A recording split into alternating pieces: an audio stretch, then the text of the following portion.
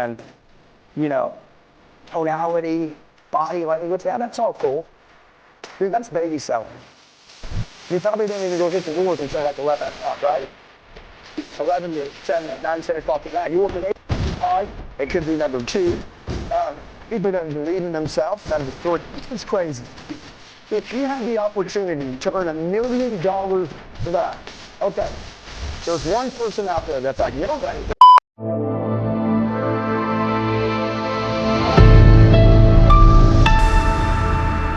I'm going to become living proof of what's possible. And by the way, like some of you might not write anything down and you just won't be living proof at all. And you'll be here in this room today, you could have changed and you just fucked it off. But I want to tell you guys can be living proof for like what's possible for other people. And I just don't think that a lot of people, when they show up to work, like they're thinking like, I'm going to be the example for someone else. They're thinking like, I'm going to pay my bills, right? Or like, I want to have this goal for my family. They're just not thinking bigger. So what I decided to do is I put together some slides, right? So that you guys can actually have something to write down. Because I can sit here and talk for fucking 18 hours and like people will listen and they get caught up in it, but then they don't write anything down. And then when you leave, you're motivated. And then in 2 weeks, you're back to where you started. It's like this cycle of like shit. So I figured if I just write some stuff down, you guys can look at it. When I go to the next slide, I'd write down what I'm talking about. And then if something else is like, oh, that's good too, I'll write that down. Is that cool? And by the way, I can send these to you when I'm done, but if you don't write it down, what's written is retained. Your brain is like the king of like deleting information. Dude, you guys literally have like 70 to 80,000 thoughts going through your head a day. They just stream, and then you delete. And the sad thing is most people hold on to negative shit. If somebody was out in the parking lot right now and somebody came in here and they was like, dude, this guy just gave $1 million to this old lady, would you guys all run out there? Most of you wouldn't. But if somebody's like, dude, this guy just got run over in the parking lot and it ripped his leg off. You guys be like, no fucking way. Let me see. And you'd be like, I want to see the leg. It's like somebody does something good and they're like, am I right? Hey, you guys are mad at me because I'm telling the truth. But that's just the way it works. People are just stoked to see like their endorphins fire from negativity, which is why the news just runs negative shit. Because dude, if they were positive all day and they're like, today we're going to talk about all the good deeds everybody did, they'd be like, fuck. But they say, hey, today we're going to talk about how many houses got broken into and there was 13 shootings and a baby's face got mauled by a dog. Everybody's like, oh my God, let me see. It's like, see, you guys are like mad at me because the world's sick. It's just the way people work. So anyways, I'm just going to talk about maybe reprogramming, right? The life that I had that wasn't a very good one. And even if I made money, everybody understand this. The financial gain is becoming the person you need to become to make financially the money you want to make.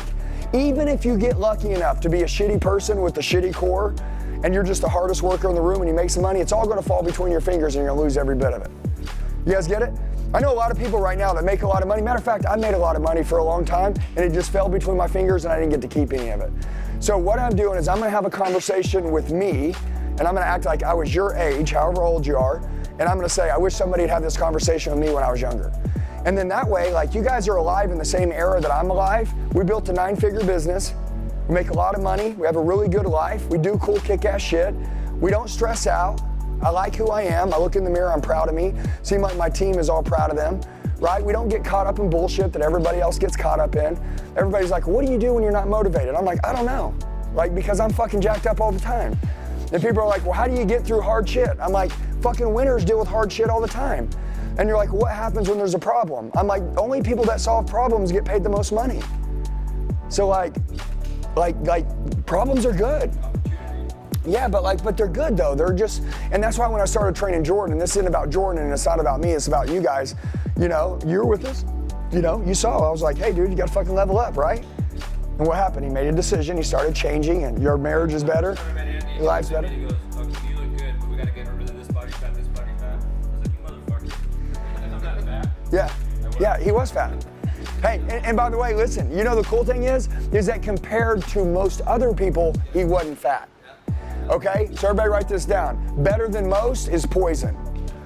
Okay, because I hear that all the time. I said, babe, our marriage is better than most. And she goes, you know what? Don't fucking compare our marriage to other people's marriage, okay? Like rule number 1, you know, my team's better than most. What the fuck does that mean? Do we have the best team or not? If it's not number one, then you're second, and second fucking sucks. So like, I want to tell you guys, the whole goal, all this stuff that I'm going to go through is if you can become this, you make as much as you want. If you don't become it, you just don't make that much, okay? And by the way, listen, man, you're not going to be fucking happy. And by the way, like, I'm okay, like, not being happy at all the time. Everybody understand this. There's days that my jaw's numb, I got a fucking headache, I got problems, everything's wrong, and I'm not happy, but I still love my life. So like everybody, it's not about always being happy, but you can be happy most of the time, okay? You know what I'm saying? You can still love your life and everything's not going great. But I would put the warrior, because I'm all about warriors and shit. The deadliest weapon is your mind. God gave you a heart and he gave you a mind. A lot of you gotta make sure you examine your heart and you don't have any darkness in it. Because if you got darkness in your heart, I'm gonna tell you this, you're gonna fuck someone over and you're gonna ruin everything in your life. And most people that have darkness in their heart, they burn their life to the ground. Like, no one else burns your life to the ground. You burn your life to the ground. Like, you fucking fucked you. Nobody fucked you, you fucked you. Okay? So in this mind thing right now, I always like to write down gatekeeper. You're the gatekeeper to your mind. I envision a piece of real estate. Let's say like there's a piece of real estate and then there's like a guard shack at the beginning of that neighborhood. And who's gonna let people in? The guard shack. And you're the guard shack. So if I say something today, you can say, hey, is this guy telling the truth? Is this good information? Is this good for me? Yeah? Okay, cool, I'm gonna own that now. That's good. This guy's gonna be a part of my community now. And if I say something stupid or negative or someone says something, that's gotta go. That cannot take up space in your head. So you gotta put boundaries around your head. The most important thing you'll ever do is guard your mind. So that's why I said, like, your mind's the most important thing. And then your greatest responsibility in life is to be in control of your thoughts. Dude, listen, people say they want to be financially free. Fuck financially free. You want to get financially free? Be free in your mind. What does that mean? That means nobody can fucking operate or run you. You run you. When you wake up, you tell yourself how your life's going to go. Most people, they say they do that. They don't really do that. They run around with things. You guys ever feel that anxiety feeling? That's because you're not controlling your thoughts, man. When you control your thoughts, you can predict to the T how your life's going to go. Okay, so my wife can't make me happy. My team can't make me happy. Only I can fucking make me happy. I control this. And by the way, how I control my thoughts is how my perspective also operates. And so a lot of people in here, you've got a good mindset, but your perspective fucking sucks. Like the way that you see something. Like if something bad happens right now, do you see it as like, fuck, I got fucked again? Or do you see it as like, hey, there's gotta be some good in this? Like there's gotta be some good in this somewhere, right? There's gotta be a learning lesson in this and I'm just gonna grow today. Okay, so like anyways, it's all mind, okay? We're not really sure how we're doing this today, but we're gonna do it like that. Okay, so I put this down. The quality of your life will always come down to the level of your leadership. So listen, we're gonna just reframe this. The life that you have now, the relationships you have now, right? The income that you earn now, that's the quality of your level. That's the level of your leadership right now. Okay, and by the way, there's 3 levels of leadership. So you wanna write this down. Level 1 is gonna be self-leadership, okay? By the way, sales is leadership, okay? Sales is leading. When I sell someone, what am I doing? I'm leading them to make a decision. I'm leading them through a process. Anything that I want in my life, I'm gonna lead someone to give it to me, am I right? Okay, cool. You can't lead anyone else if you can't lead yourself. And I see a lot of people that try to lead other people, and the reason why no one will let that person lead them is because they clearly can tell that you're not leading yourself. Do you guys take advice from people that don't look like they're taking the advice they're giving you? Do you guys take advice from people that you don't want to become? This is so weird. People come to me all the time, they're like, hey, what would you say if this person said this to you? Because I've got my family saying this, or I've got people saying this, and I always just say, do you want to be like them? Let me ask you a question. Do you want to trade places with their life? Do you want their life? No? Well, why the fuck are you listening to them? Dude, common sense. If you don't want to be someone, don't listen to them. If somebody goes, dude, do you want to be them? Don't even let that shit enter your head. Now, if you do want to be them and you do want a life like them and you do respect them, then listen to them. I'm not saying you have to listen to all of it. Take the good, leave the rest. You know what I'm saying? But anyways, but the quality of your life, which means if you guys all want a great life, which is why we're all here right now, you guys got one life, it's short, we got a lot to do. The level of your leadership will determine the quality of your life, okay? This one right here, I treat everybody as a business, and that just means this, that I sold cars when I was a kid. That was my lot, that was my finance department, those were my cars, this is my fucking lot. That's the way it worked. Everybody's like, oh, well, you know, I don't have my own business because I work for fucking whoever. That's your fucking business. What the fuck are you talking about? That's your business. You say, well, I don't own the solar company. Motherfucker, that's why you're broke.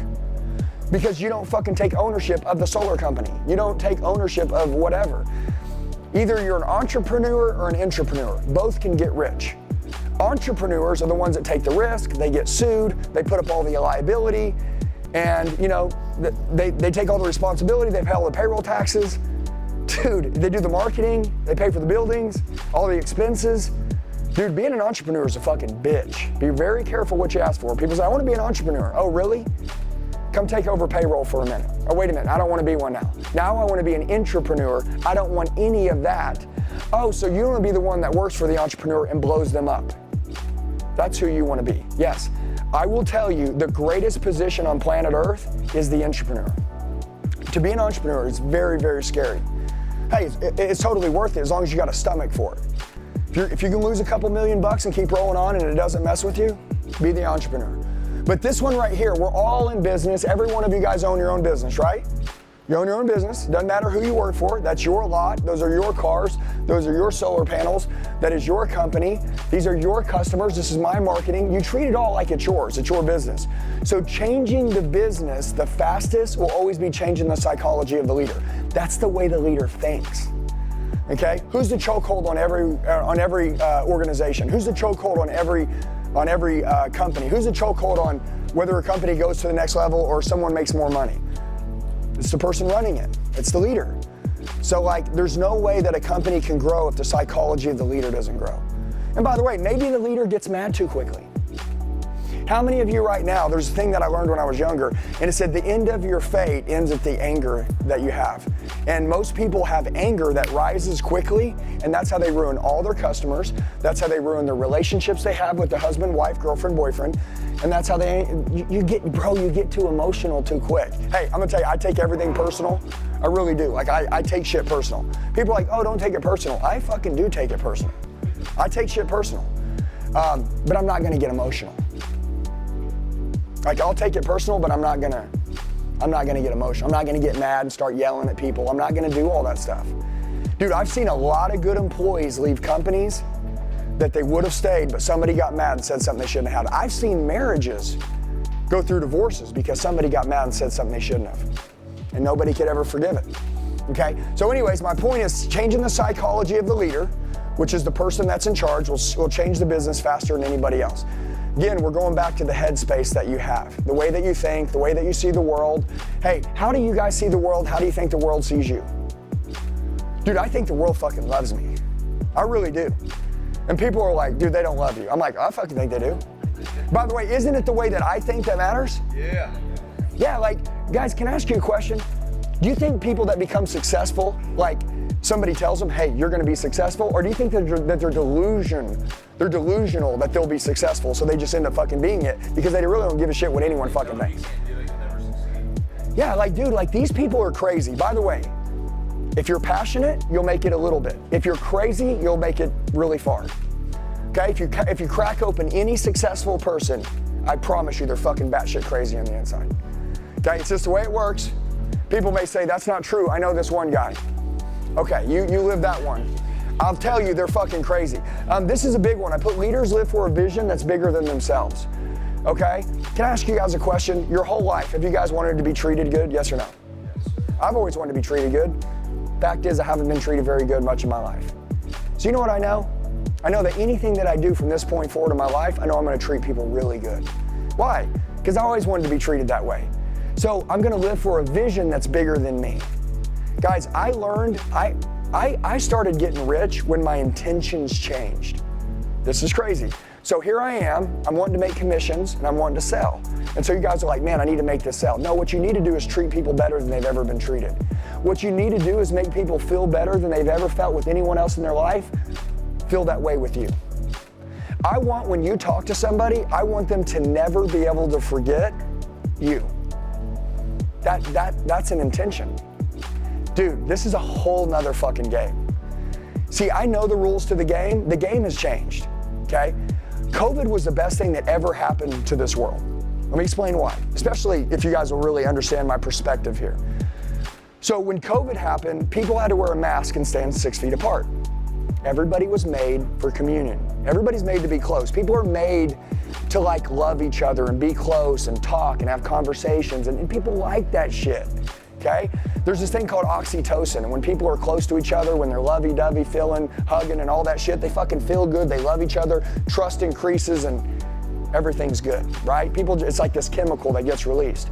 Well, when COVID happened, they fucking killed all of that.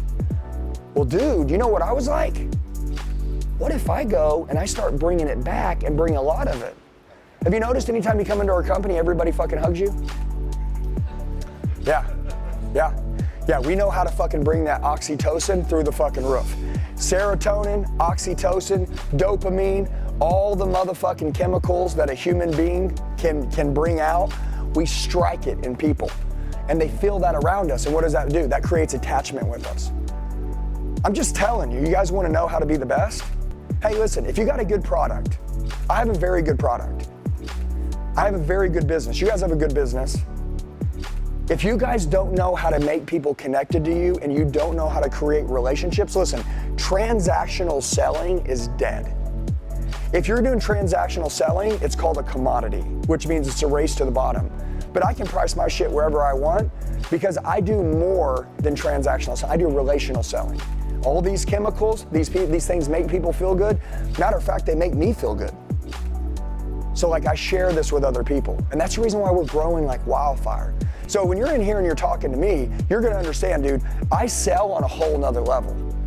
I'm not gonna do like sales like a script and word tracks and, you know, tonality, body language. Yeah, that's all cool. Dude, that's baby selling. Real big daddy selling is fucking transfer of chemicals. I'm gonna make you feel something with me you ain't never felt with anybody. Matter of fact, I'm pretty sure that most marriages aren't even on fire anymore.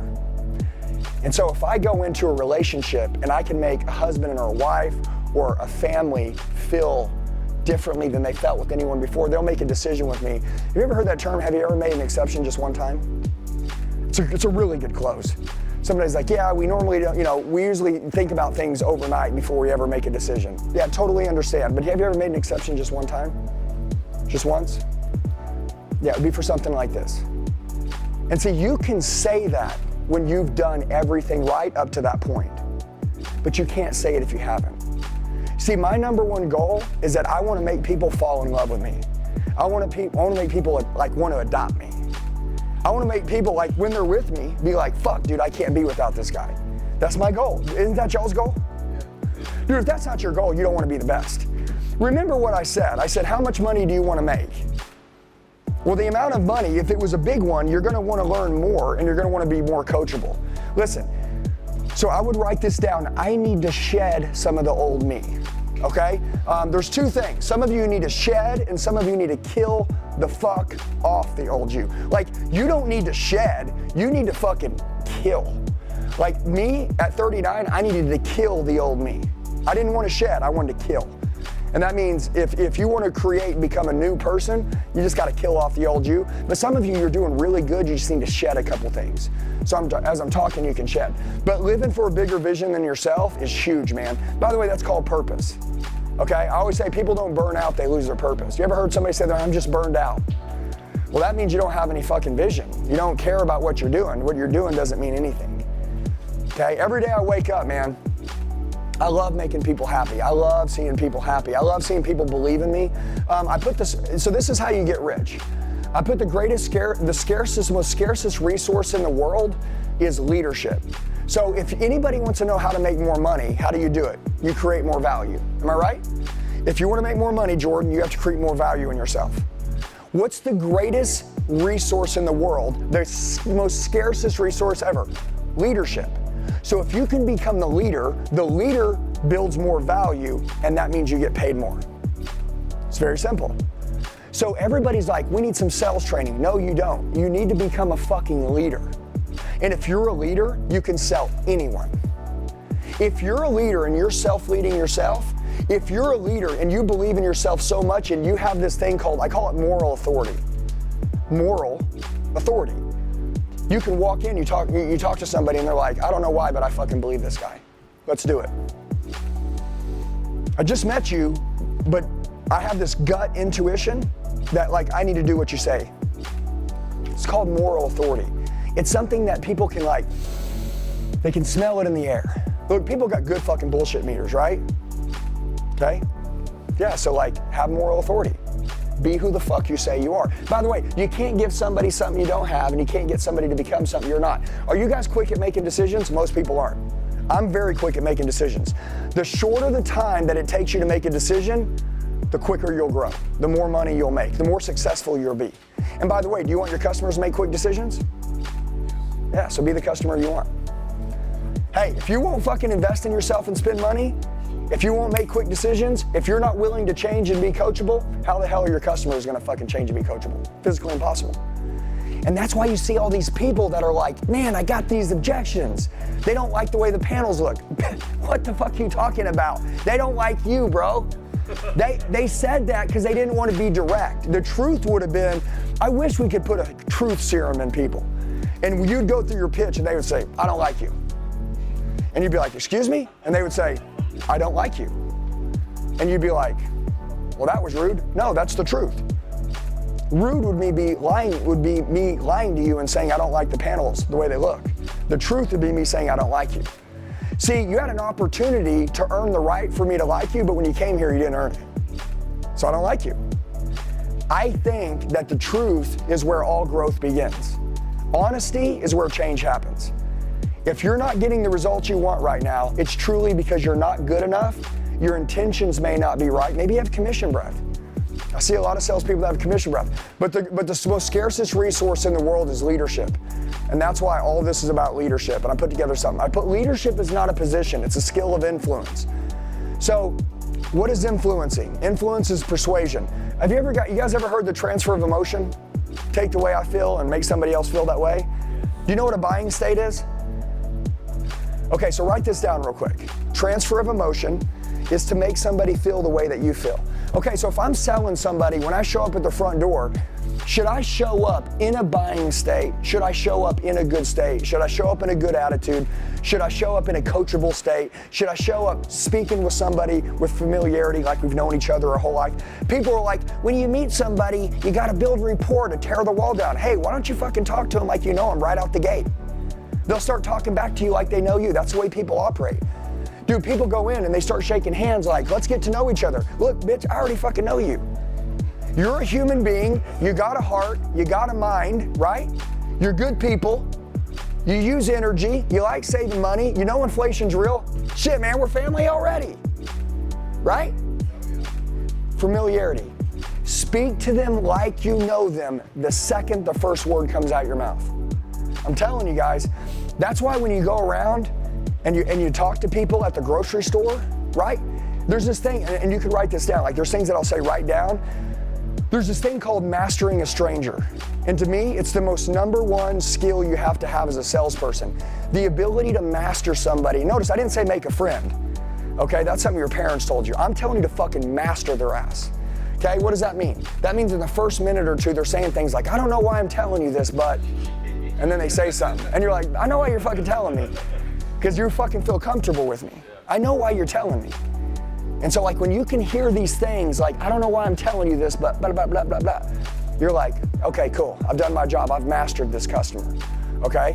And by the way, like, the biggest hole and the flaw in human beings is they just don't know how to communicate anymore. People don't know how to look at each other in the eyes. They don't know how to shake a hand. They don't even know how to talk. It's like you've been talking since you're 1 year old. And go talk to someone in the grocery store. They don't even look at you. They don't talk to you like they even give a fuck about you anymore. Dude, have you ever seen the arrogant look that people have in their faces?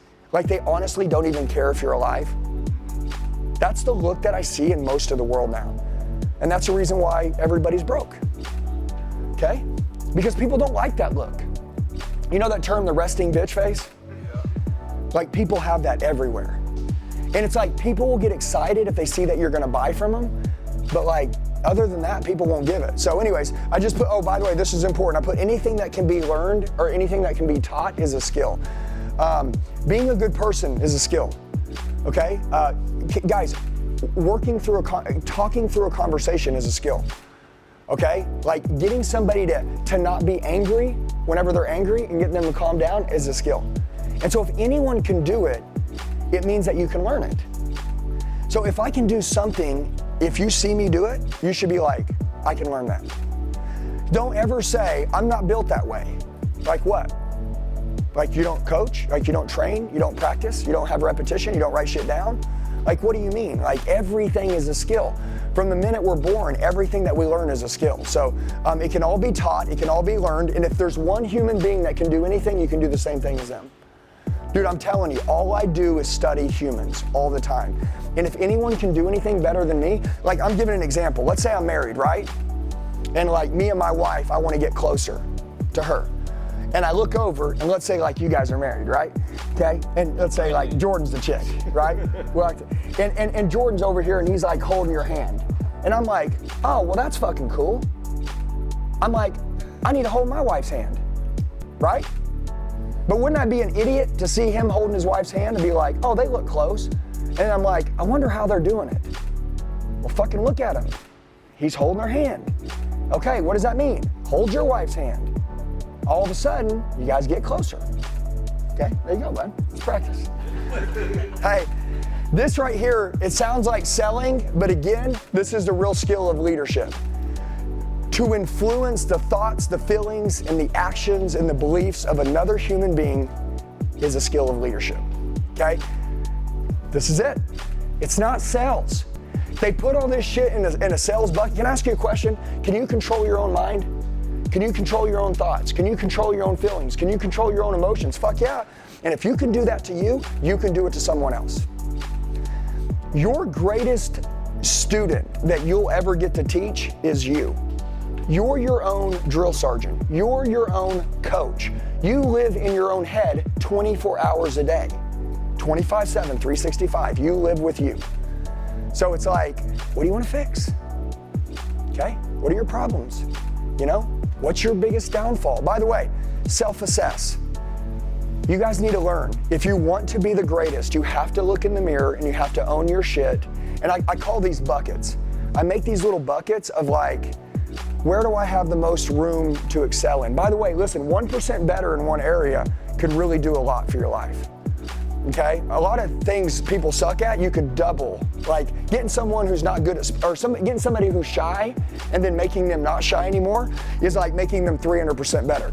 But somebody that's not really good, when somebody hits them with an objection at like saying something when rejection comes in, they might get 5% better than that, but that can increase sales big time because most of the time objections come after like the proposal or after a price or after we show them numbers. You know what I'm saying? Anyways, to influence the thoughts, the feelings, the emotions, and the actions of another person, that's leadership. The biggest challenges for business is they think they've maxed out what's possible. I'm gonna tell you why you're not making more money is because truly you don't think that you can. I'm not saying that Jordan doesn't think he can. Listen, I know guys in the solar industry that make $1.5 million a year. Well, because they make $1.5 million doesn't mean that you can make $1.5 million. The only way you're gonna make $1.5 million is if you believe you can make $1.5 million. They believe they could, so they did. You don't believe you can, so you can't. So notice I said they've maxed out what's possible. This is one of the biggest deals for people. Now, here's what I'll tell you. I'm gonna give you a little framework. So I normally get on stage and I'll ask somebody, I'm like, how long have you been selling solar for? 1 year. Okay, 1 year. And I say, hey, let me ask you a question. 1 to 10, 1 being the worst, 10 being the best. Where do you think you are, 1 to 10? How good? 1 to 2. Okay, see, but you know what I was gonna say. He knows me. But most people say I'm an 8. And I say, oh, okay, cool. So from a 1 to 10, you're an 8. So pretty much you're maxed out. You don't have much room to grow. Is that right? And then they're like, no, fuck that, I can grow. And you're like, oh shit, I thought you were an 8. So are you a 2 then? And then once you get to your 10, you're gonna fucking take over the world? Listen, your 2 may be better than someone else's 10, but your 10, I bet all of you are a long ways away from it. I'm a 1. I'm a 1. When I'm a 10, I'm taking over the world. I'm a 1 right now. If I made 100 million last year, that's a 1. I promise you, dude. I'm learning every day that there's so much to learn. I'm learning every day how to figure out when something happens bad, how to continue to operate at even a higher level. Not the same lever, at even a higher level. Dude, there's levers that you need to learn to pull in your life that make you perform higher. There's things that you need to learn as a human being that will make you like unstoppable. Dude, human beings are resilient. It's the craziest shit I've ever seen. I mean, I'm telling you, you guys have no fucking clue. Listen, my wife, her brother was almost killed 3 weeks ago. Dude, literally, I mean, like, he was fucking dead. He's green. And 3 weeks later, with my wife coaching him, helping him, being there with him nonstop, we've literally coached him back to life. He's sitting up on his own. He's fucking taking a piss. He's learning how to walk again. Dude, like, he was fucking dead. You guys aren't dead. If you guys really took your life serious for 3 weeks, you guys could literally 5x your money. You could 5x your relationships. Dude, you could 5x you being fucking proud of you. By the way, most people think that sounds kind of gay when people are like, oh man, you want to be proud of you, you gotta like you. Motherfucker, you don't like you, you live with you. Like, you live with you. You know why wives are fucking shitty to their husbands? Because they don't like them. Okay? Or their husband don't like themselves, so they hate their husband because he can't be happy no matter what I do for him. But sometimes you can't, no one else can make you happy, and you can't fucking be happy no matter what anyone else does for you. There's people that I've been around that I've tried my hardest to fucking make them happy. They just don't want to be happy here. Remember, I said your greatest responsibility, your number one responsibility is to be in control of your thoughts. And I put, once that happens, your belief controls you, and then you miss your innovation. So innovation is the ability to scale. Innovation is the ability to see something outside the box, right? Innovation is how we built the Elliott Group. I fucking was sitting at a kitchen table and I was like, wouldn't it be cool if we did this? It was hard as fuck, but we were innovative. I've learned that people, like, they max out in their mind what they think is possible. So anyways, this is all leadership, right? At the end of the day, you guys are all in charge of you. So you're all ultimately the leader of yourself, number one. If you are married, you're the leader of your home. If you have children, you're the leader of your children, at least you should be. And your children should want to look up to you as their hero, no matter how old you get. I was telling someone the other day, I said, when I'm 90 years old, when I'm 90, and my kids are 60, they're still my baby. It doesn't fucking matter. Like, age is irrelevant to parenting, okay? And by the way, I want to give you a secret, okay? In my company, my children, which are my team, those are my kids. Their parents passed them off to me. It's my fucking responsibility to make sure that I take really good care of them. So I want you to do this. If you don't have a team, and if you don't have employees that work for you, you have customers. And these customers have parents, and their parents have handed those customers off to you for you to educate them, for you to treat them well, for you to spend time with them. Imagine if you're talking to some 45-year-old adults, and after you were done talking to them, their parents would be there watching and saying, oh, kids, they treated you good. Go ahead and do it. They treated you right. Yeah, you should do it for sure. I want to make sure that, like, I'm taking care of people like I want people to take care of my children. Dude, this is a whole nother level of business. You want to know how, like, this is called the invisible. What I'm going over with you today is the invisible, okay? You go talk to a lot of these business owners, they got a little playbook, right? Like, oh, this is how our business works. Me? Dude, you can't fucking mock what I have. My shit is the ability to catch motherfuckers on fire. My ability is the ability to hijack someone's brain because of the way that I treat them, the way that I operate, the way that I show them love. Dude, it's the invisible. The invisible is what makes you rich. And by the way, like, the invisible is what makes you stand out in this world out there too. So, if somebody walks in a room and you're like, who the fuck is that? You know why you think that? Again, moral authority. That person's doing something that you know that's right. This is a big one. I've said this a lot. There's 3 things you must know if you're really going to give all you got in any business. Number 1, right? There's treasure in my business. Do you guys think that there's treasure in your business? Yes or no? Okay. If I knew that there were treasure in this cave, I was like, dude, I'm 100% positive there's treasure in here. The second thing I gotta think is, will I find it? Dude, people that don't think they're gonna find it never find it. You gotta think you're gonna find it. Dude, one of the things that I know for sure is that I can close anybody, anytime, any place, any fucking where. It doesn't fucking matter. I can. I know that. That's why I close everybody. So you have to think, is there treasure in my business? Yes? Okay, cool. Will I find it? You have to think, I will find this. It's not an option. And then number 3, this is a big one. Is it worth it? You gotta think, if you go and you do all this work, is it worth it? Okay? Are you guys in an opportunity right now where you guys have a pretty good earning potential? Yes or no? Yes. It's worth it. It's worth it. Ian was talking about the Uber driver and the cab driver. I mean, listen, man, is there treasure in his business? No. Maybe he wants to see people happy and get from fucking destination A to B. Okay, cool, that's treasure. Maybe he finds that treasure. B, right? Will he find it? Maybe he will if he watches him, but is it worth it? If he's not working for any financial gain and he just wants to ride around in his car all day, listen to his music, maybe it's worth it to him. But I have a feeling that the people that are in this room want to put their family in a special place. My family's in a special place, okay? I knew there was treasure in my business. I knew I was gonna find it, and I knew it was gonna be worth it. Guys, I'm gonna tell you this. Your life, it's really fucking short. I know it sounds crazy. It's not negative. It's just the truth. And so the truth is if you really wanna do something big in life, you gotta wake the fuck up today. And honestly, you gotta really be the gatekeeper to your mind. Be real careful to let somebody convince you that you don't have to wake up today, not to convince you. This is a good one for me. I like to do this. So imagine this competitor, okay? I put this up here. Imagine a competitor that you'd never, notice the word never, you'd never want to go up against. This motherfucker is somebody you do not want to go against. They're focused, 24/7, 365. They're persistent, they're relentless. They're always learning, they're always improving. They say no to everything that doesn't make him stronger, okay? Do you know what he looks like? Do you know how he acts, okay? And then you know who he associates with. Now become him. That's it. Who's the person you'd never want to compete against? Write that down and then become it. Psycho competitor. Somebody that they're like, I don't want that guy to open up a shop across the street from my company. I don't want that. I don't want someone that wants to do everything better than we do it. I don't want that. That's who you gotta become. You guys gotta realize this, that look, man, the number one reason why you guys aren't where you wanna be is probably because you haven't become the leader that you need to be, okay? And then I put this, are you going up against tough enough competitors?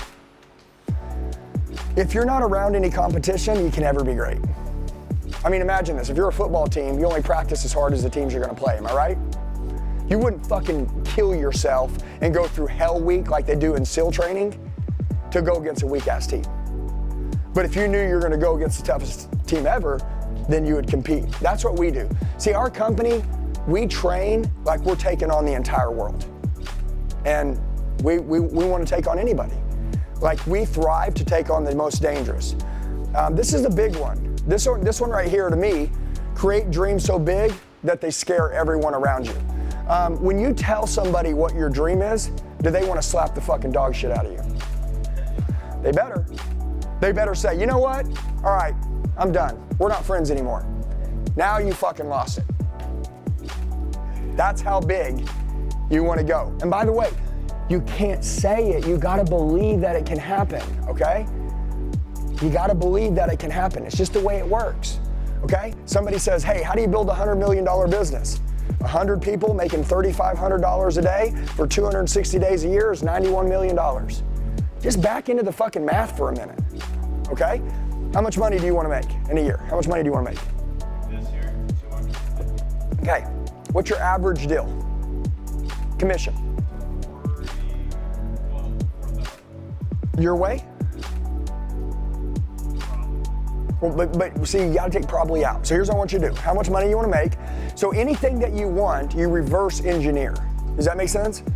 Dude, listen, you don't say, how am I gonna get there? You go to the goal and then you fucking back into it. So if you were to say, I wanna make 250 grand, I would say, okay, cool. What's the average deal? Okay, what's the average? You may say, well, some are big. Give me the fucking average though. Give me the average, because averages is what we play. So you give me the average, and then you figure out how many deals you have to have, and then how many of those equal 250. Like, it's pretty simple, right? You guys get it? Okay, cool. So doing that math, if it's $4,000 a commission on average, right? Right? Cool. How many do you got to sell? That's all you got to do. Just take 250,000 divided by 4,000. Right? What is it? Yeah. How many days are you going to work this year? 5 days a week? Okay, but let's say 5 to be safe. Let's say you want to spend some time with somebody, okay? So that's 260 days a year after you take a third of the year off. Notice, there's 365 days in a year, am I right? If he works 5 days a week, 52 weeks in a year, that's 260 days a year. If you take 365 minus 260 days that he's gonna work, he's literally taking 105 days off. That's a third of the year off, right? Okay, are you burned out? Are you tired? No? Okay, cool. So he's getting plenty of time off, and now he's gonna work. Okay? So out of 260 days, you need to sell 60 units, right? 62 units? Cool. Pretty simple math. He's got to sell one every 5 days. That's it. Can you sell one every 5 days? And he's like, oh yeah. It's like, fuck, dude. See what I'm saying? Right? Like, you got to do the math, and you got to think, fuck, man. Dude, listen, when I was 18 years old, I made 125 grand. At 19, I made 225. At 20, I made 500 grand. I need everybody to understand this. I don't care if anyone else in the company has made it or not. Do you think you can make it? Do you have a plan in your head how it can be made? And then can you build yourself to be the right person to go do the work? If you can, you're done. Dude, you guys look, by the way, hey, not to get rich, but if you guys want to really have a good life, 2 or 3 good years will change your whole life. Do you guys understand that? If he would just double his numbers and he could get a deal every 2.5 days, that would make $500,000 to make $500,000. If he could sell in solar for the next 3 years and make $500,000 a year, that's $1.5 million in 3 years, right? He's literally working 5 days a week. He's taking the weekends off. You probably don't even go hit the doors until like 11 o'clock, right? 11 to 7, 8, 9, 10 o'clock at night. You're working 8 hours a day. Fuck, man, you're working banker hours, working 5 days a week, making $500,000 a year. 3 years, you could save that money up. Now, can I ask you a question? Could he go absolutely psycho and make $1 million a year? Of course he could. Guys, what would you guys rather do? I'm gonna ask everybody. Remember, the God of this generation is comfort. Everybody's always like, well, you know, I wanna do this and I wanna do that. Okay, cool, I love that. Sacrifice for what you want or for what you want becomes a sacrifice. What do you want right now? Listen, if you're super young, if you're 48 years old in this room and you got a wife and you got kids, you can't do what a 22-year-old does. Do you get me? But if you're 22, if you don't have a wife, if you don't have kids, if you're 25 years old, dude, I'm gonna tell you this, you guys should be working 15, 18 hours a day. For the next 3 years, go make yourself a couple $1 million, get yourself out of fucking debt. Save up all your cash. Have choices. I'm just telling you the truth. You live in an era, you guys are pretty unique. But anyways, create a goal so big that scares you. And by the way, I think it's important that you write this down. People won't always get their goals, but they'll always get their standards.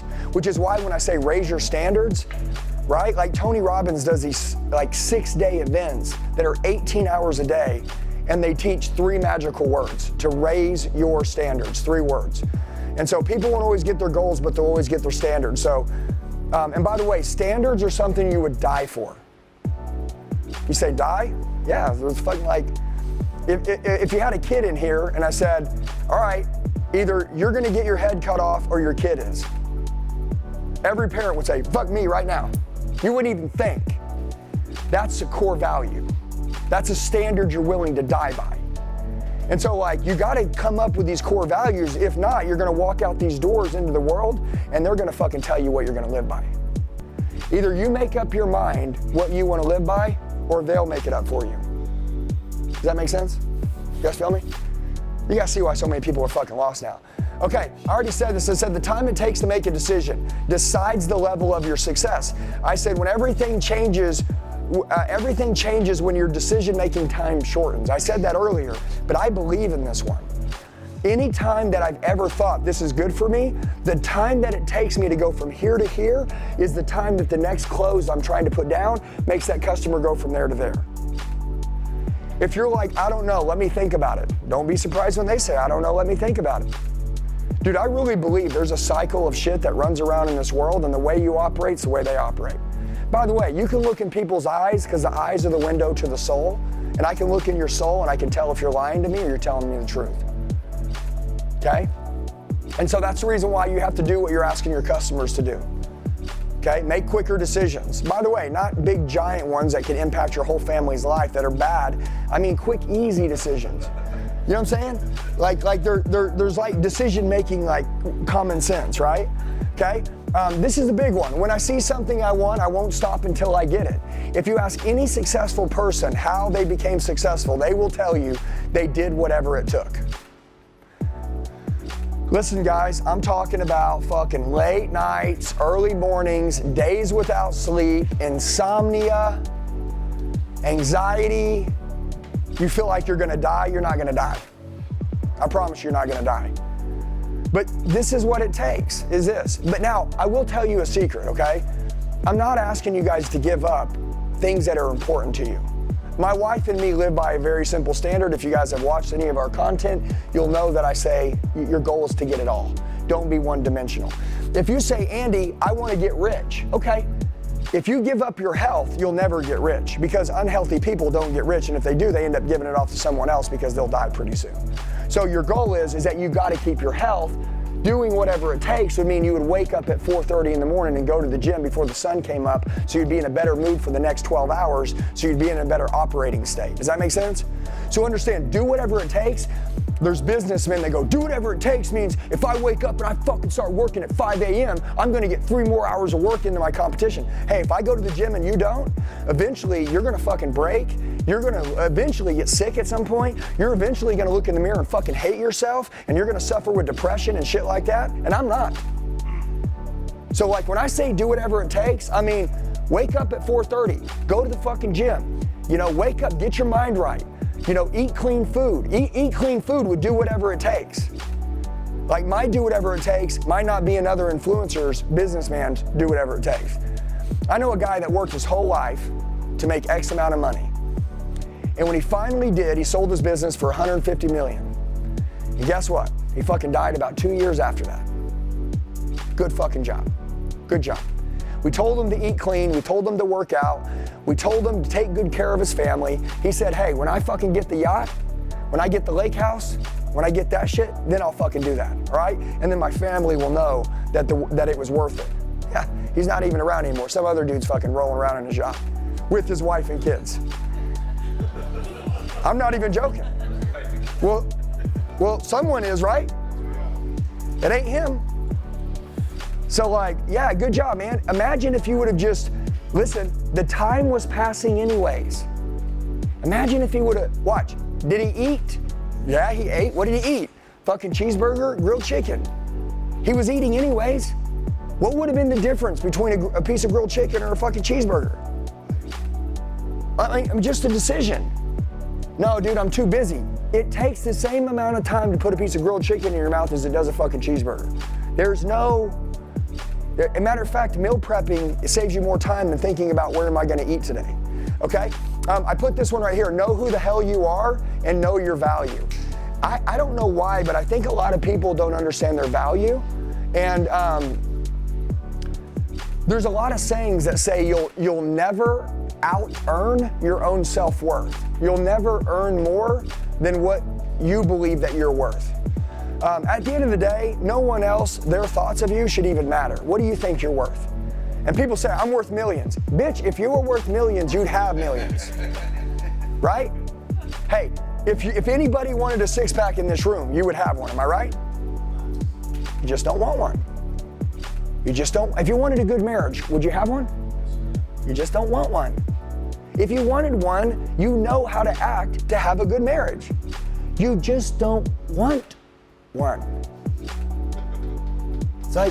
It's like this is where, like, I swear to God, this is how our company operates, and this is how like people like get rich. And by the way, when I say get rich, understand I'm saying two things in one time. Have a rich life and getting rich to me is getting rich. Having money and being financially okay and hating who you are and hating your life is not what I mean by get rich, okay? So anyways, just know who you are. If you don't know who you are, I assure you someone else will tell you who you are. And I'm out. The last thing here before I got into sales, I put here the Eagles rebirth. Has anybody ever watched this? Dude, this is fucking crazy. I'll tell you, but I'll tell you like what I would recommend you guys doing. And here's what I did. So at 39 years old, okay, so like I don't care how old you are, everybody's got an age, right? 20s, 30s, 40s, 50s, it doesn't matter. There's a time where you say like, I'm sick and tired of being sick and tired. And like, you've tried all the fucking shit and you realize nothing's gonna work until you change. And so like you have to look in the mirror and you have to go through what I call like the rebirth process. And the best way for me to explain it is an eagle lives 40 years. And after 40 years, it has a choice. It either dies or it goes through a rebirth process.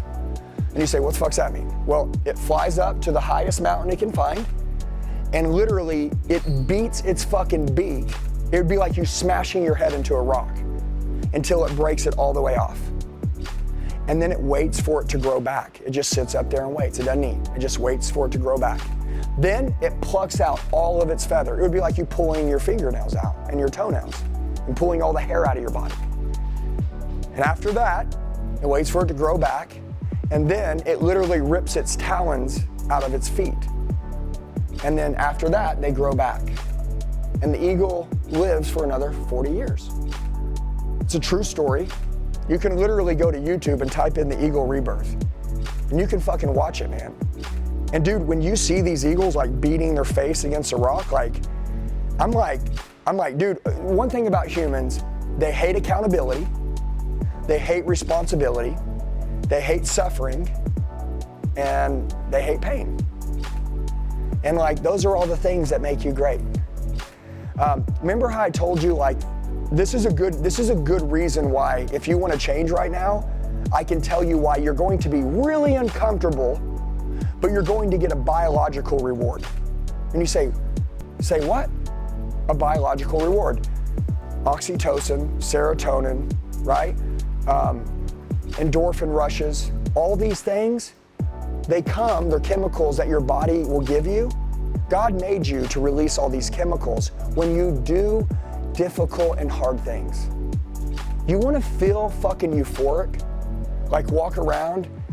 I was telling little Jake back here, 17-year-old that's doing an intern with us. This morning we did legs in the gym and we did a drop set, 10, 10, 10. You know, and anybody knows when you do drop sets, right? You get acid all through your legs and it's nasty.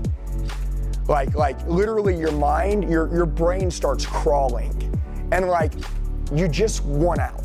Does that make sense? It's like being in a fucking electric chair and like you just want the pain to quit. But stay in it.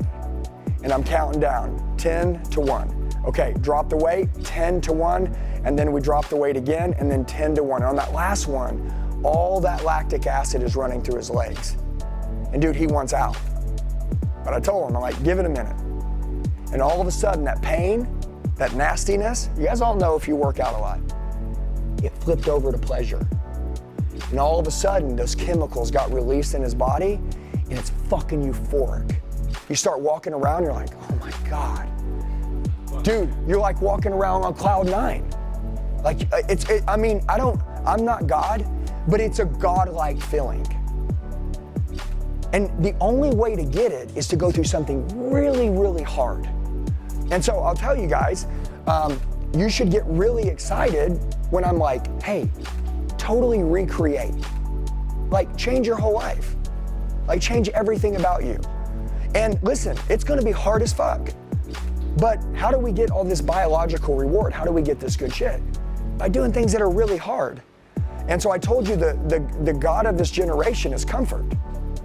And if you chase comfort, like, man, I just wanna be comfortable.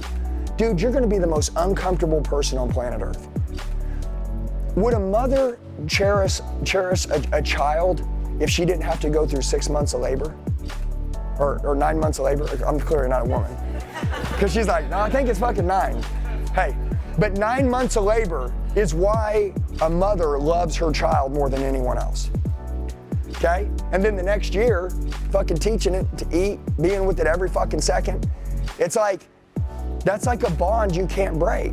But it's because it's so hard. That's why they fucking love their kids so much. And so my point of being said is that the harder something is, the better. So when me and my wife get into a fight, I'm almost grateful. Because I know that anytime that there's a fight, there's an opportunity for us to get closer. On my team, guys, I'm a loyalty freak. How do you create more loyalty? It's easy. You got to go through something hard with somebody. And so if somebody on my team is struggling and something happens and it's really bad, I'm like, fuck yeah. Not because I'm like, yeah, I'm glad something's going wrong, but I'm glad because now it's a time for me to step in and help them through this hard time because we are about to go to a new level together. That's it. Dude, that's the reason why, like, everybody's like, oh, it's fucking hard. And these people don't understand the chemical release. They don't understand the value that you get out of anything. Do you guys appreciate anything easy? Dude, if you give somebody something for free, you know these little spoiled fucking kids that get everything they want? Well, look, if you walk up, my daughter, we were in a fishing village in Mexico, right? And she was carrying this little baby doll a couple years ago. My daughter was carrying it. And there was these little kids that were sitting there all covered in dirt in this fishing village. We went way out into the mountains, okay? We would go to it's in San Carlos, right? Way out in the mountains.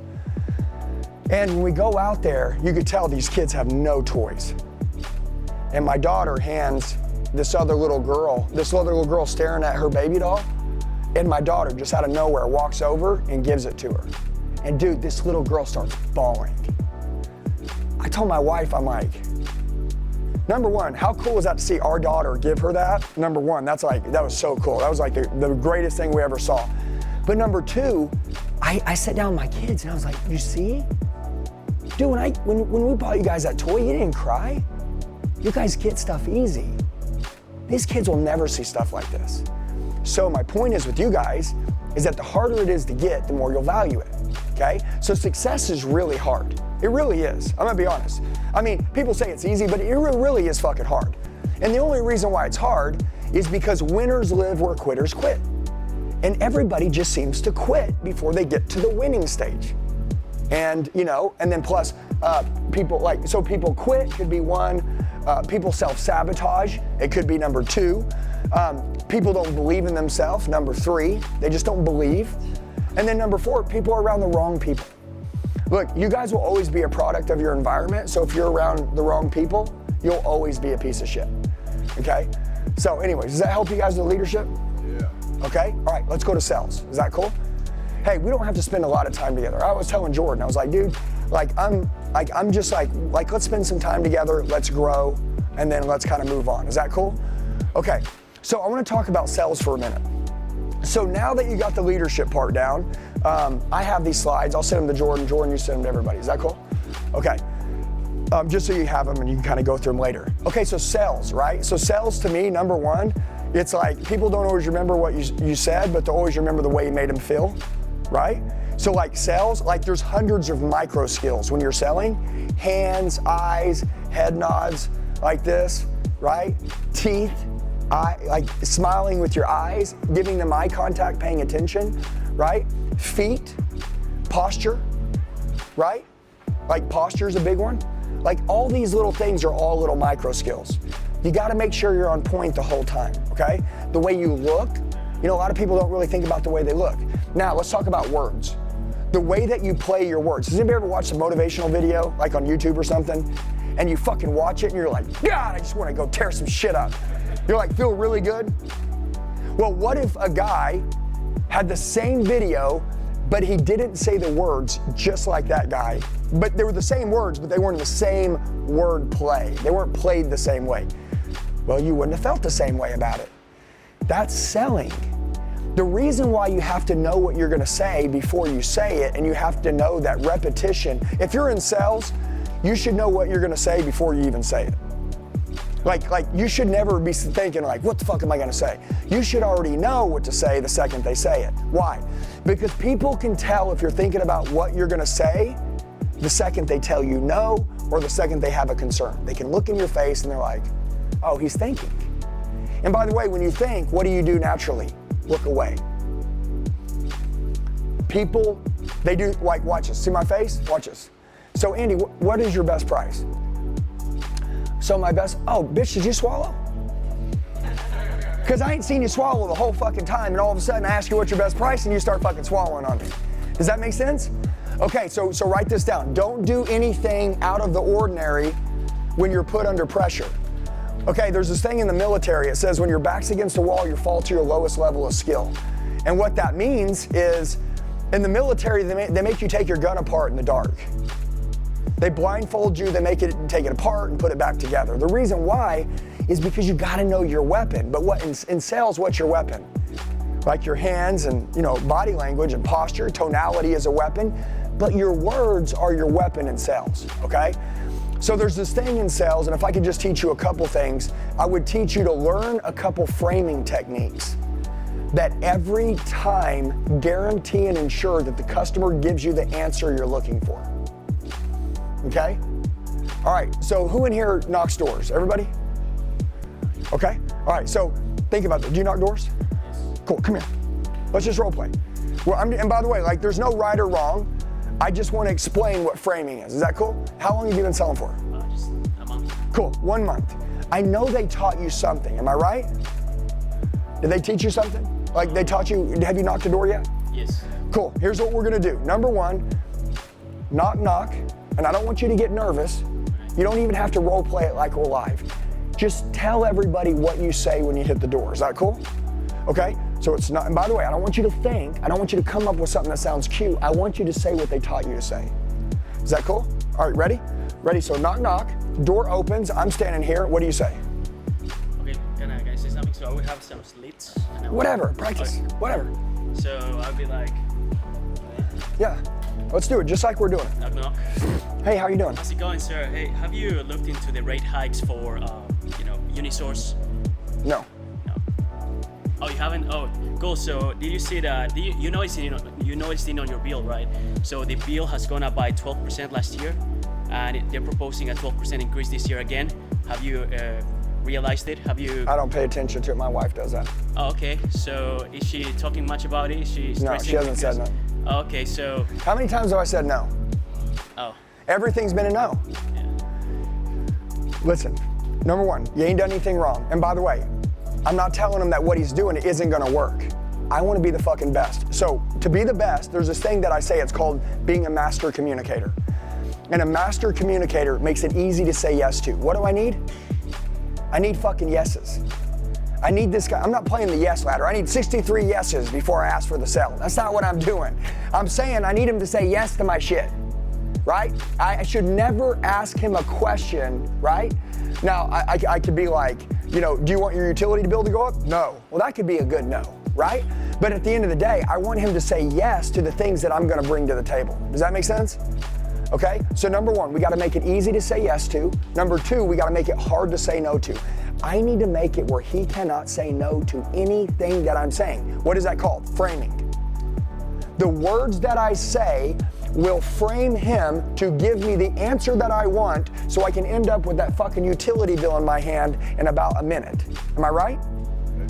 Okay, can you get every person at every house to give you their utility bill, yes or no? See, that's the problem, number one. Here, he should say, fuck yeah, I can. If I was good enough, I could. Am I right? Right. Okay, good, that's the mind. That was the beginning of this, the mind, here. If I say, can you get everybody to give it to you? If they open the door, bet your ass that I can get it. Listen to me. When I sold cars, and I'm going back to when I was a kid, but when I sold cars, if I could get on the phone with you or if I could shake your hand, you were finished. It didn't matter. I didn't care. Listen, so I was a kid, and I'm gonna go back to saying why I would, and I'll tell you how I'd frame them. When I was a kid, I was making, 50 sales a month selling cars. An average kid was making 8. And at 21, 22, 23 years old, they start begging me to become a closer, right? Like you guys have setter closers. We had salespeople that would go in to try to close deals, and then customers would blow out. Anybody ever got up and walked out of a car dealership before? I'm sure most of you are like, fuck yeah, I did. Yeah, what happens? They show you some shitty numbers for your trade, price is too high on the car, monthly payments way too big, interest rates too high, and then what do? You get up and you start walking out, am I right? That's when they called me. So I was on this mile of cars, right? It was a whole mile, and I had a golf cart, and back in the old day, there was this thing called a Nextel radio. And it would go, and it would be like GMC building, old lady, white hair, yellow purse. And that's all I fucking got. And I'd get in my golf cart, and I was 23 years old, and I had a suit and a tie. And I'd go, boom, and I would shoot down there, and I'd be like, hey, how you doing? Andy Elliott, I'm the deal coordinator. My job is to help coordinate the deal. Come here, I want to show you something real quick. And then bam, I'd sit them down. I didn't know nothing. I didn't know the interest rate, didn't know the price, didn't know the payment, didn't know the fucking trade. Don't know nothing. You know what I know? They're blowing out. I had to take the piece of paper, bam, turn it around, and I had to start framing them. Does that make sense? 2 minutes later, I'd walk in the office and I'd say, write it up. She's done. And then I'd go back to the golf cart and then fucking shoot down the other way. And I would go up and down, people telling me no. And so what did I have to get good at? I had to get good at framing people really fast. By the way, there's order takers. What are order takers? People that are fucking handing out business cards, knocking doors. Okay? They're order takers. They're not even salespeople, they're just fucking order takers. They have no idea what they're doing. So there's order takers, there's salesmen, order takers and tour guides, right? Salesmen. The salesmen know how to sell, but they can't close fucking anything. And then there's closers, but closers can close, but they can't close for all the money. So they're always coming down, always fucking giving away everything they can. And then you got master closers. Master closers can walk into any conversation and they can close anybody down. And by the way, they make a best friend within 30 seconds. They start talking to people like we've known each other their whole life. Dude, the way that they talk to you when they're around you, it's like you can't help but laugh with them a little bit, right? Like they're cool. Like you can be mad, they ain't mad. You can get angry and yell and they just laugh and say you're amazing. They love you, appreciate it. Come on over here, I'm gonna show you, we got something special for you. Today's gonna be your birthday, come here. I got something for you. It's like, they're like, what the fuck, man? And then you end up fucking sitting down, next thing you know, you're inking up. That's what a master closer is. But the trick is, they're communicators. They're very good at communicating. So I know you're new, but watch this. You gotta make it easy to say yes to, hard to say no to, and you gotta make it the client's idea. If you don't make it the client's idea, hey, if I told you to go to the gym and work out right now, most of you wouldn't. But if it was your idea to go, you'd go right now. Gotta make it their idea, okay? All right, have a seat. How long you been selling for? 4 months? Do you know your script? We didn't really get a script. I kind of just learned and just like. But you just show up and you fucking say something different every time? I kind of say the same. It just depends. Come here. No, listen, because my point is that, look, okay, if you're gonna go ask a girl out, right? Wouldn't you wanna know one line that they say yes to every time? Wouldn't you wanna know? Of course. Okay, well imagine if every time you saw a hot chick, you walked up and you're like, fuck, what am I gonna say? And then you would be like, fuck, I didn't mean to say that. And then you're like blowing all these deals because you don't know what to say. Come here, don't resist the stage. All right, so here we go. I'm gonna have him just, tell me what he says. Is that cool? Okay, you ready? Knock, knock, go. Hey, how you doing today, sir? Good. Good, yeah. I'll be like, okay, I like try to relate to them or something. Bro, don't tell me what you're doing. Just tell me what you say. Ready, go. Knock, knock. Hey, how you doing today? Good. Good. Yeah, I'm just out here right now. Did you notice the rate hikes going up on your utility bill at all? No. Oh, you haven't looked at that? Okay, well, I'm with a company called Megawatts. They've allocated us to this area right now because of that, and because of the rate hikes and everything like that. So you haven't looked into that at all? You already asked me the same question twice. You want me to answer it differently? Yeah, I'm getting froze right now. No, you're not. Watch, you ready? Yeah. What's your name? Maurice. What's your last name? Jones. What's your address? 15908 Main Street. What's your date of birth? 0421 1990. What's your mom's name? Tanya Kaufman. If I ask him anything that he knows, he doesn't get nervous. He doesn't know his job. I could ask you any question you know, and you don't get nervous. Your goal is to know your script like you know your name. Your goal is to say your script so many times that like you don't even think. It's like, do you guys know your social security number? Like, do you have to fucking think, or could you just spit it out? You just spit it out, okay? So like, that's the goal. So if we're gonna knock on someone's door, right? The number one goal is when they open the door, we know that they don't want us to be there. Would you agree? Like, that you guys, like, they don't want you to be there. So my goal, I'm gonna give you a way that I frame everything. Number one, how to get your point across in 30 seconds or less. If I can do my job in under 30 seconds, I have my best chance. Does that make sense? I increase the odds by getting my point across in 30 seconds or less. So, number one, no stuttering. No ums, no ahs. No fucking ums, no ahs. Listen to me, you're expecting me to spend money with you, you're expecting me to go from here to here, you're expecting me to give you my utility bill, and you're saying ums and ahs and you can't look at me in the eye? No fucking way. Look, if you want to get every single utility bill, every single one of them, if you want to get every person to say yes to you, number one, when they open the door, you gotta wave at them like you've known them. Don't fucking shake their hand. Don't reach out to grab their hand. That comes after they say yes, okay? So we kind of go like this. If I knock on the door and they open it, I say, hey guys, how you doing? I put my hand on my heart. Why? Fucking American, baby. This is fucking America. Hey, I'm Andy, how you doing? Listen, be loving. You know them, right? So I'm sitting here like this. They open the door. As soon as they open, kind of lean over like you know them, right? Hey guys, how you doing? Hey, my name's Andy Elliott. Is it Megawatts? Hey, my name's Andy Elliott with Megawatts. My company's been allocated to this area because in the next 12 to 18 months, utility bills are gonna double or triple. Listen, I got 2 quick questions and then I'll be on my way unless you'd like some additional information. Is that fair? Yes. Is that fair? That's fucking fair. That's it. That's all. That's the deal. So they knock on the door, boom, boom. They open the door. When they open it, wave at them. Hey, how you doing? My name is Andy. I'm with Megawatts. Our company has been allocated to this area, to this zip code, to this community, because research shows what we've learned is that in the next 12 to 18 months, utility bills are gonna double or triple. Listen, I got 2 quick questions and then I'll be on my way, and unless you'd like some additional information. Is that fair? Okay, awesome. Question number 1, do you believe that you'll use energy all the days of your life? You see the lights, everything you're running your house on? Do you believe you always use energy, or do you ever see yourself running your house off candles? Probably not, right? So you always use energy. No, question number 2, do you believe inflation is real? Do you think things are costing more money? Yes or no? Awesome. Well, since you answered yes to the first 2 questions, I have another question. If your utility bill was a double or triple, you'd have to pay it or else they'd turn your energy off. Let me ask you a question. If there was a secondary energy option in which you could qualify for that could save you money and allow you to be inflation proof, would you want to know about it? Yeah? How you doing? My name's Andy Elliott. I'm here with Megawatts. My job is to get the information from the people who have it to the people who need it, which is you, the homeowner. All I need to do is get a quick copy of your utility bill. If I can check out it, I'll let you know if you qualify, what the savings looks like. It'll only take me a couple minutes. Is that fair?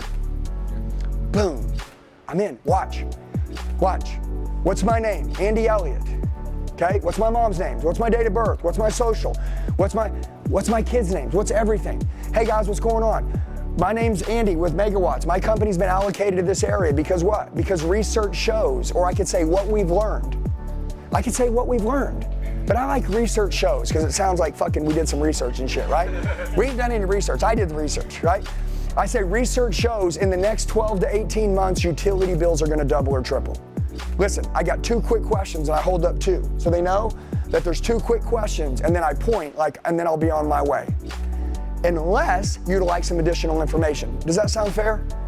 Okay, this is where the body language comes in, right? And by the way, when you get so good and you're the fucking best, you can walk up and say, blah, blah, blah, blah, blah, blah, and people just fucking give you their utility bill.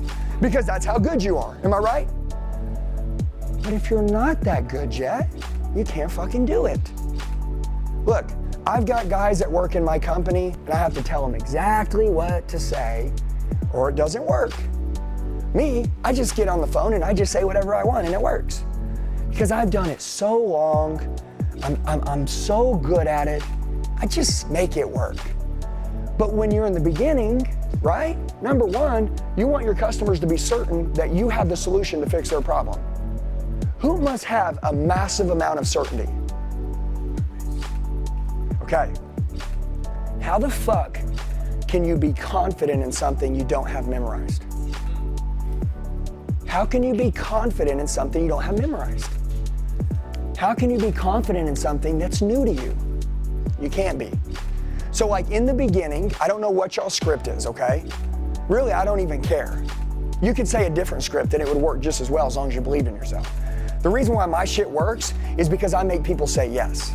So remember I said make it easy to say yes to, make it hard to say no to, and make it the client's idea. So I say, hey guys, what's going on? I say, my name's Andy Elliott. Put my hand over my heart like it's a pledge of allegiance, right? Hey, show them that you're a good person. How do they know you're a good person? By the way you carry yourself. There's a thing called character, right? Hey, we all have different characters, right? I'm a different character than you are. But when I show up on their door, I'm gonna show up as a cool character, okay? And by the way, you notice I do this with my head a lot and I'm cool. I want people to know that like, this is fucking cool. Like, hey, I always say this to my team, I'm like, no big deal. So like, if you show up to their porch like it's a fucking big deal, like you're weirded out or like you're nervous, like fuck, you're making me fucking nervous. He was making me nervous, right? No, I know, but my point is you're only froze though because you haven't done enough training. Okay, this is crazy. If you had the opportunity to earn $1 million a year, what would you do? You have the opportunity to earn $1 million a year and you're not training. There's this thing that says be careful what you ask for, okay? Because a lot of people are like, I want to get rich. No, you fucking don't. You could get rich right now. Look, when I was in the automotive space, everybody was making $100,000 in their best year and I was making like $700,000, $800,000. Okay? Like we had $100 commission, sometimes 500. You fuckers get like 10 grand commission sometimes and shit. Yeah, it's like, are you fucking kidding me? If I could have made 10 grand commissions, I would have smoked everyone's ass. I mean it. I'm not even joking. Ian and Evan, we're lucky we started this before solar existed. Okay? Now listen, I want to tell you guys something, all right? Number one, is it doing the right thing to get people to convert over to solar? Forget about sales, forget about the cool closer shit for a minute. Is it good for a client to switch over to solar? Yes. Okay, when gas was $1, it went to $6, it hurt a lot of people. It hurt a lot of people. There was no government assistant programs or anything to help any fucking person when gas prices went up. People had cars. They had to have gas. A lot of people fucking lost their jobs. A lot of people repoed their cars.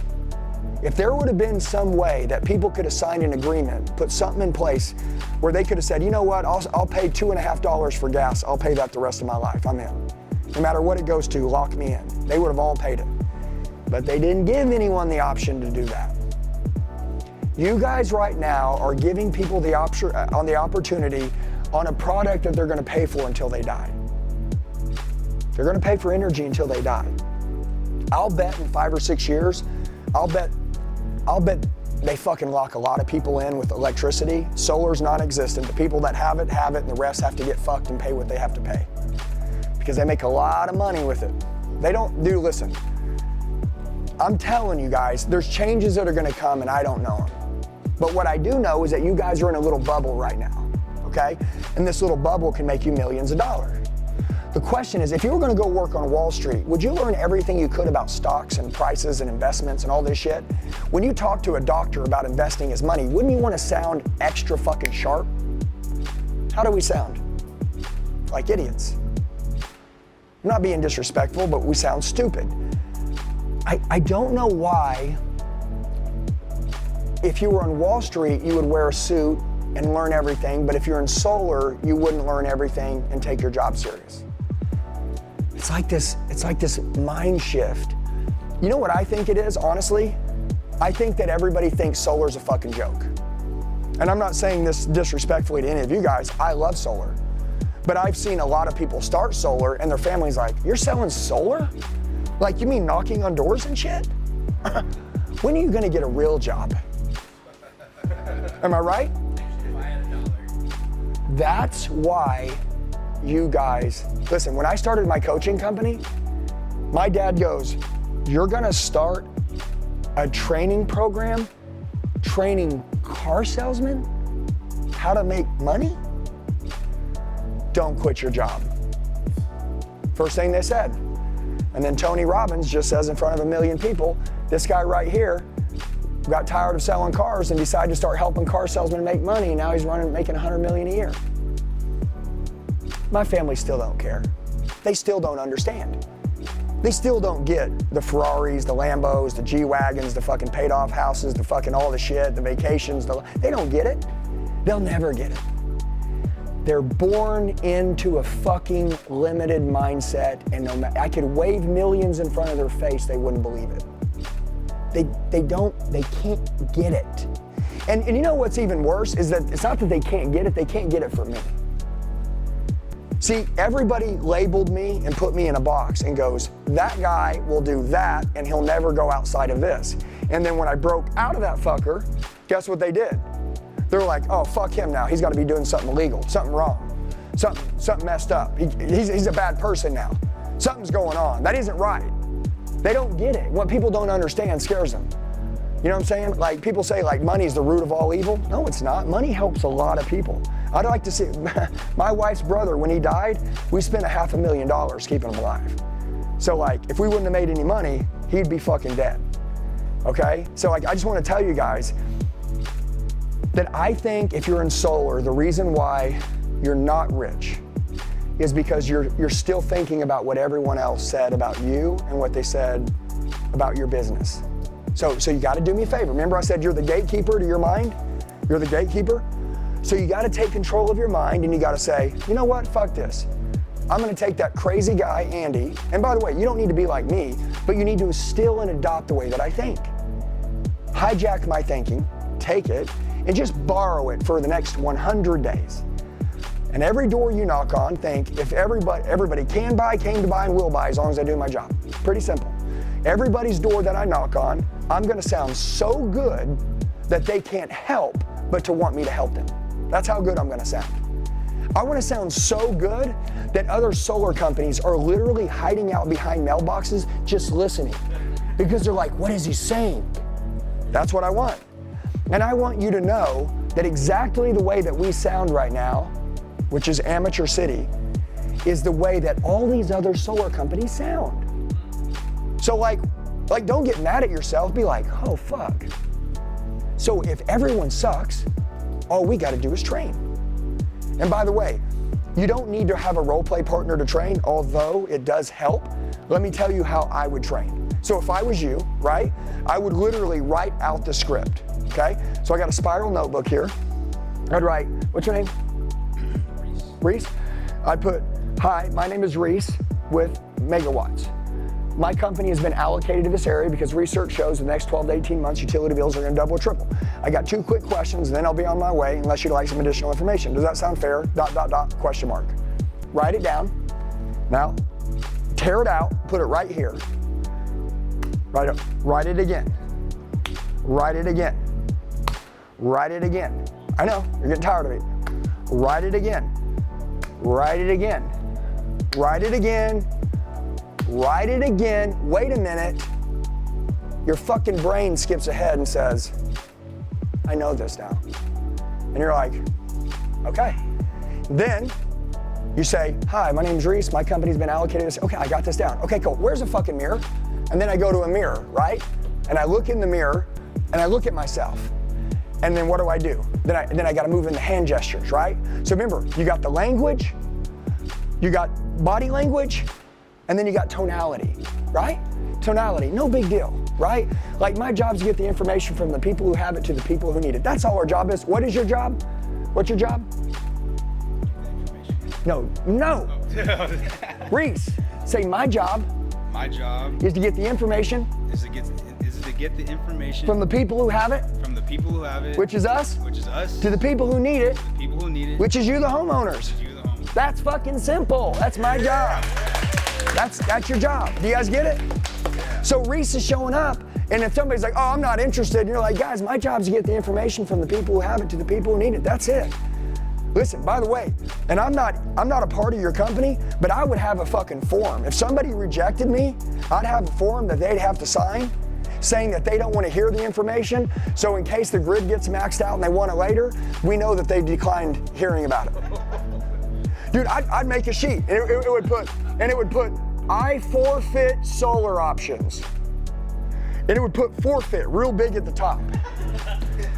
And they'd be like, well, listen, it's nothing illegal. It's just a piece of paper, and it just says, I forfeit that I don't want to hear about it. And then when I'm done, I can fucking throw it in the trash. Who cares? But people won't want to sign it.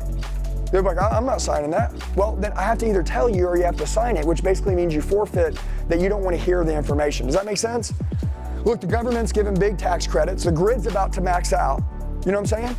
So when it maxes out, your utility bill's gonna triple, energy's gonna go up. You're gonna be like, wait a minute, I want solar. And they're gonna say, well, we brought someone by your house to tell you about it, but you didn't want to hear it. Remember that piece of paper he signed?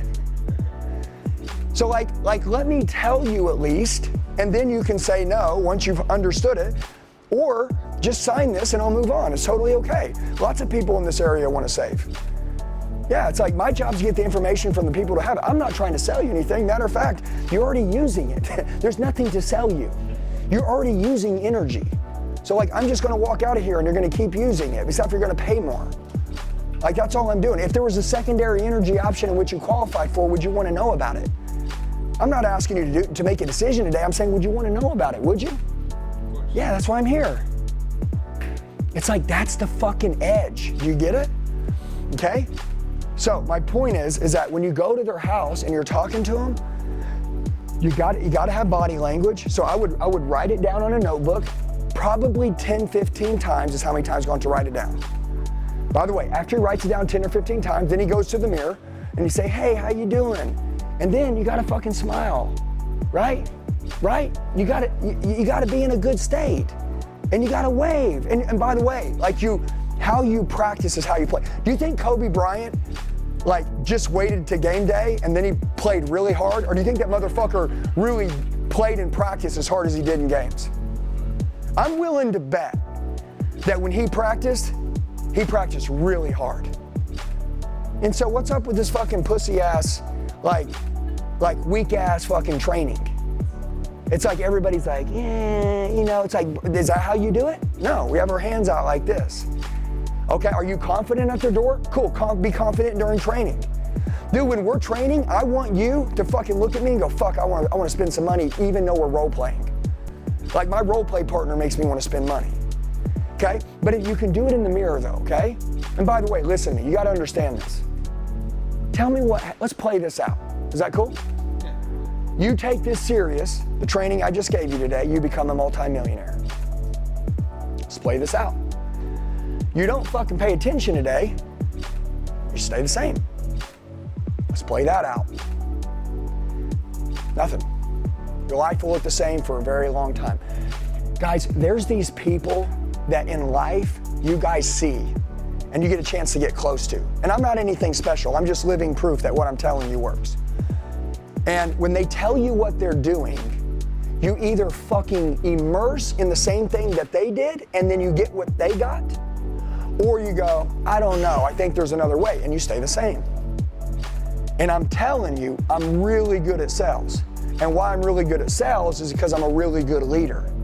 And all the stuff that I taught you guys with the leadership stuff, when I go to someone's door, I'm like, dude, I know everybody needs a good buddy in their life, and that's gonna be me.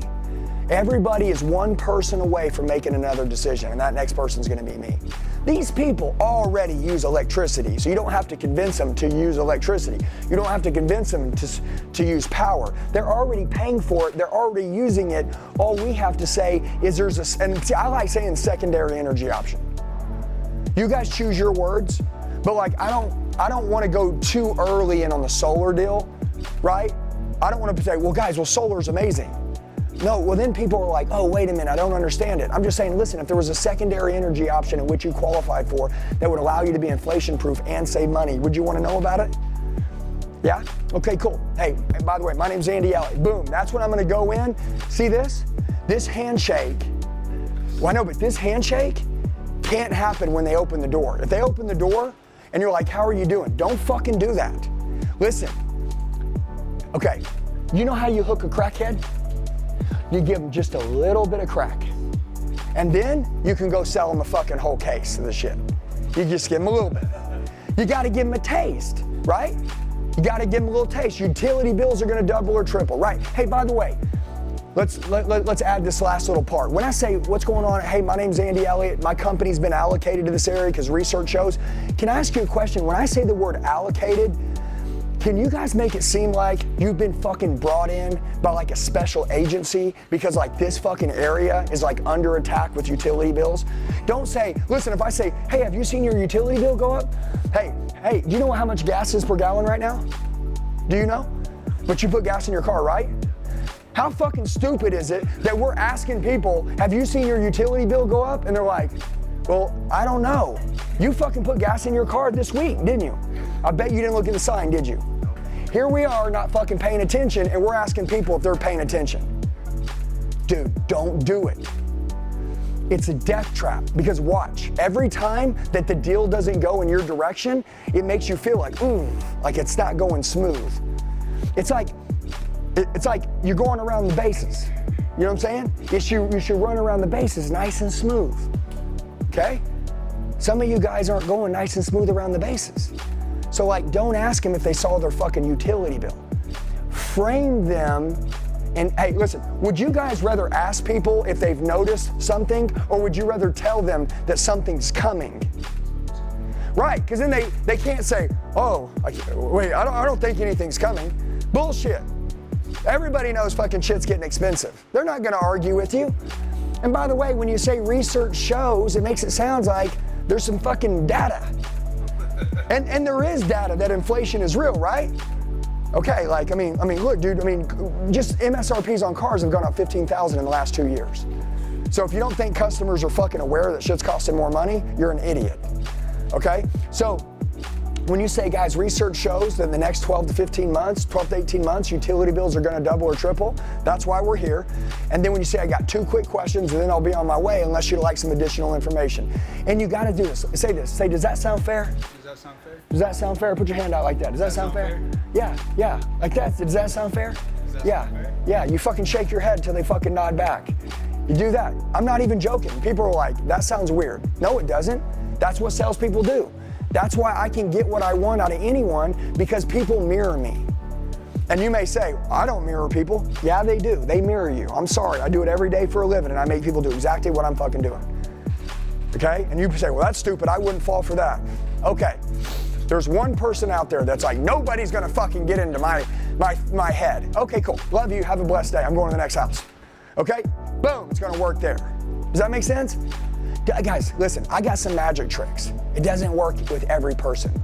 There are some people that are ultra cold that they don't care about anything. They don't care about their own lives. They don't care about, hey, maybe somebody had a really bad day. You know, fucking dog just died today. And here I am at their door fucking talking about energy.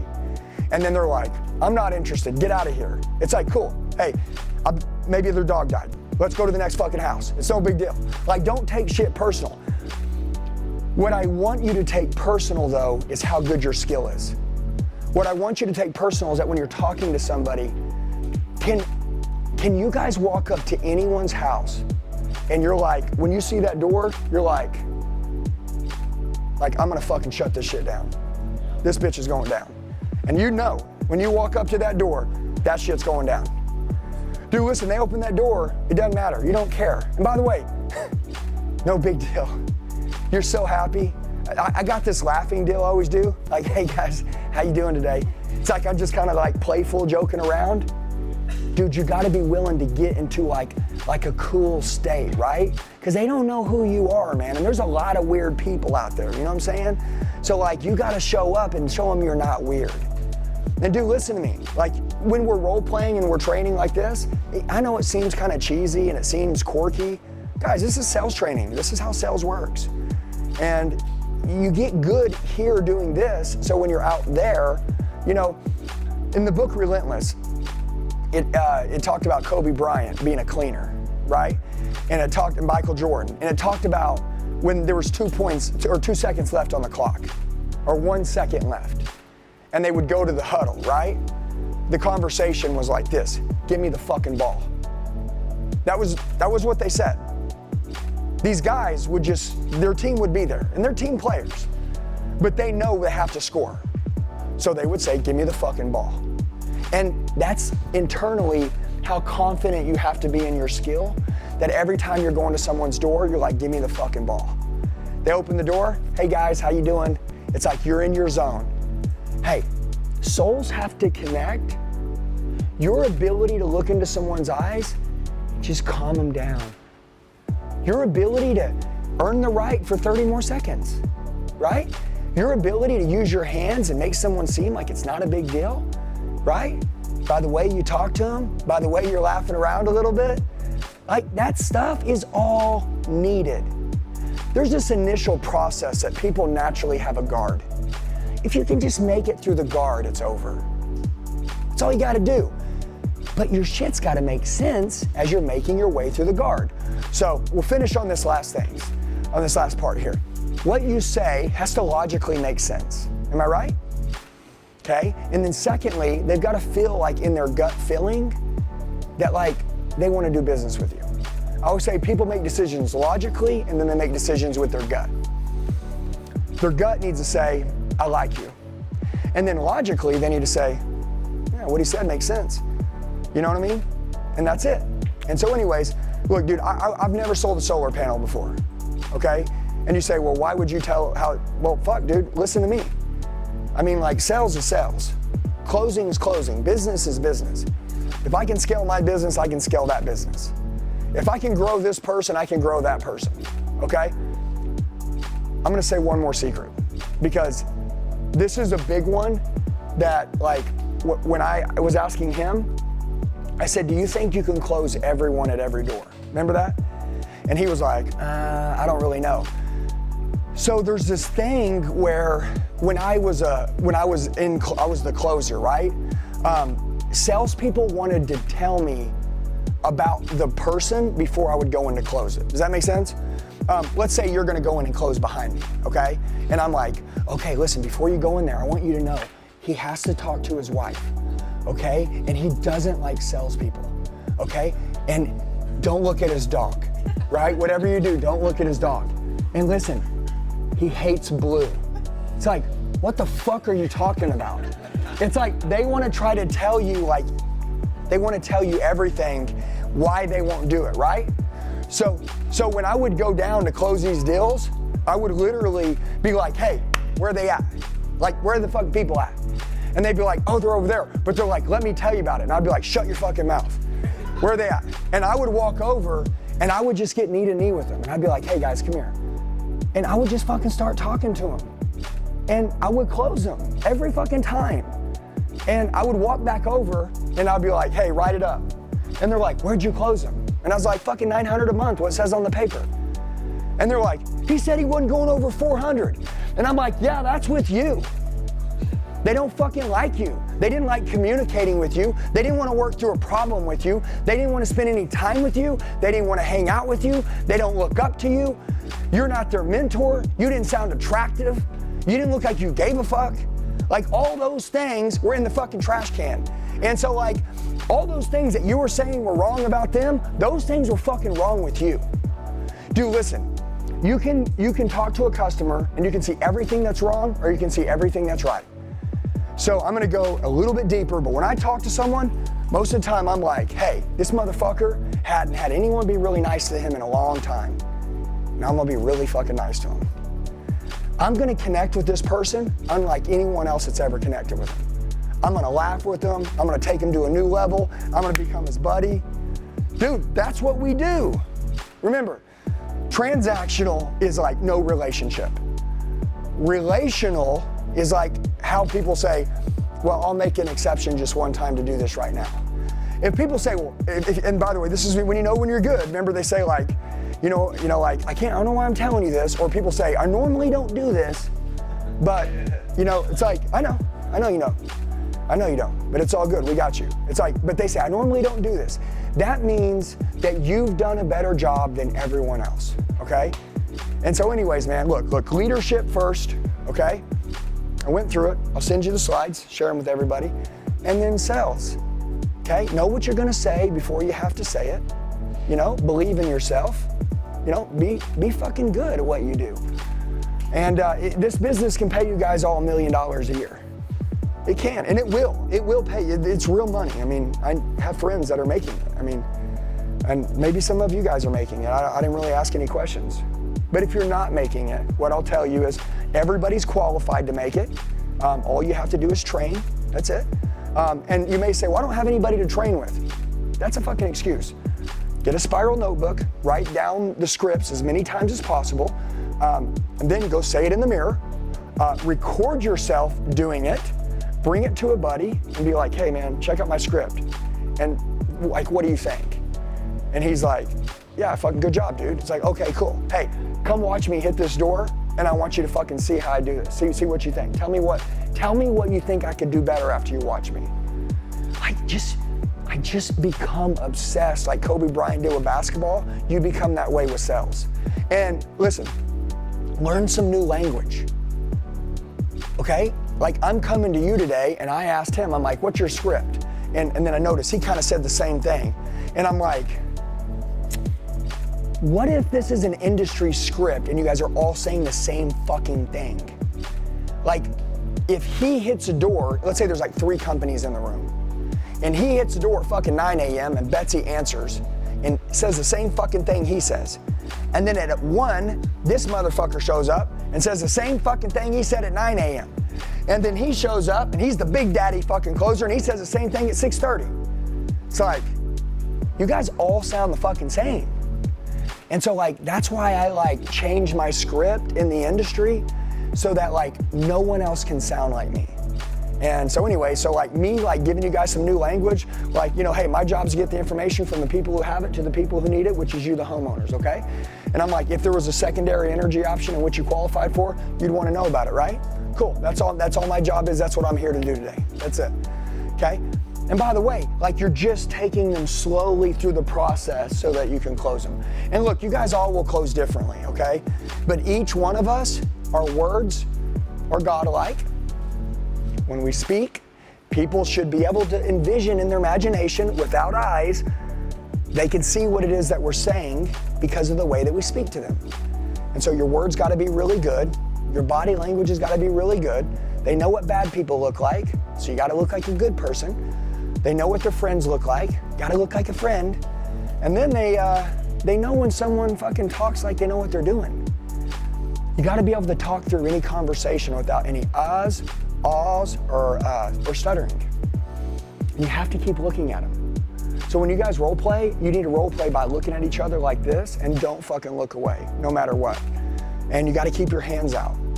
Don't put your hands like this, don't put your hands like this, and don't put your hands like this. Keep your hands here, okay? Because your hands will shuffle. They'll shuffle. We'll be like, oh yeah, so I got this thing, and then you know that, and then this, and then it's like, and you may see me doing it here and it's weird, but when you're one-on-one with somebody, like that shit creates energy. You know what I'm saying? So what do you guys think? Does that help you guys? Yeah. Guys, I'm telling you, listen, man, no one obsesses with like development anymore. Fuck sales training. Self-development, okay?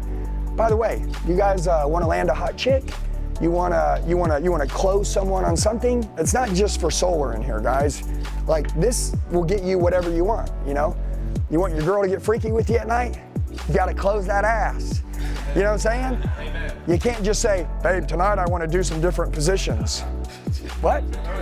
You got it. No, but my point is, you gotta sell this shit. Hey, no, but you want your kids to go to bed on time, right? What do? You want your kids to go to bed on time? You gotta sell them to go to bed. Shit, my kids never wanna go to bed, but I gotta sell them, you know? I gotta bribe them and shit. And so like, I'm just telling you guys, like, the art of communication to me is the biggest hole in every industry, okay? So if you guys can get that down, you guys will be dangerous. So, okay, Ian, are you finishing this out right here? Okay, guys, everybody give it up for him.